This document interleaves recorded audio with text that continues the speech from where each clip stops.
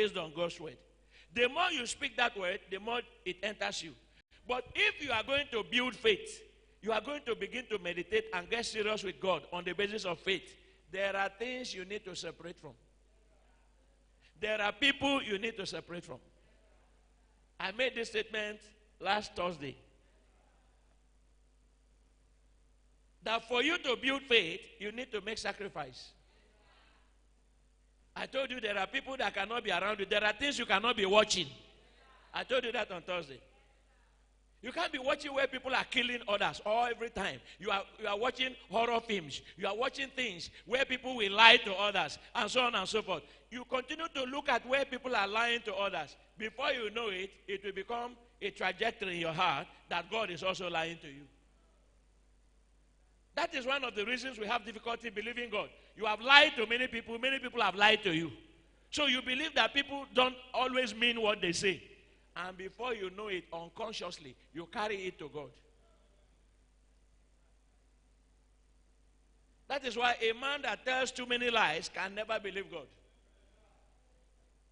Because in your mind, you begin to project it that yes, the same way that you deceive people and tell them lies, it is the same way that God will deceive people and tell them lies. So no matter what you hear about God, what you hear from God, there is always a difficulty in trusting God.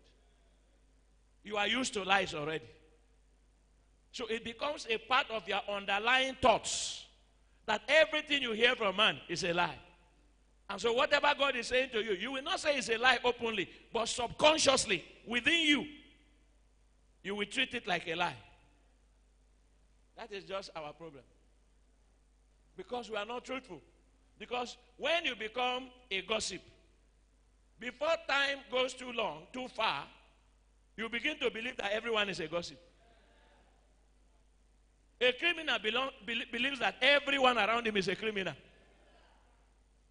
So that is one of the basic things in faith. Look at verse 14. It's a big lesson.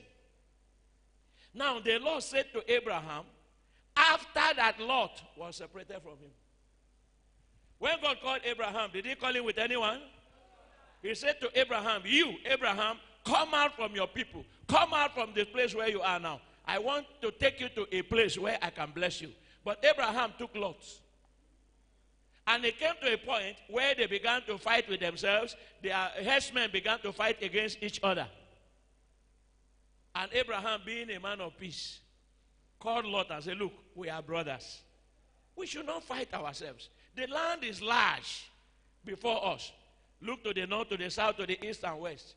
Look anywhere and choose the one that is best for you. Then you face that direction and go with your herdsmen. Then I will go the other side. And when Lot saw Jordan and saw that it was fertile, it was a plain full of water, he chose Jordan. How many of you were here when we dealt with jinxes?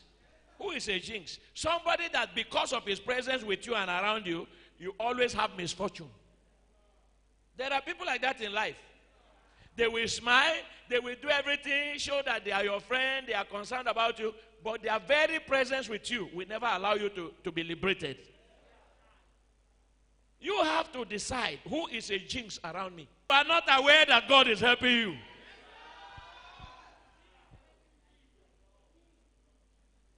There are people you should never have any business with. If you meet and say, hello, it ends there. Not until you discover those people in your life, all your efforts will be in vain. They always tell you what you want to hear. They always give you a sense of their presence is very important to you. You must recognize them and separate from them if you want to go forward. Thank you. Please be seated. That is the first lesson in verse 14. Now the Lord said to Abraham, after that Lot was separated from him. Now, what did he say to Abraham? Is there in your Bible? What did he say to Abraham? Lift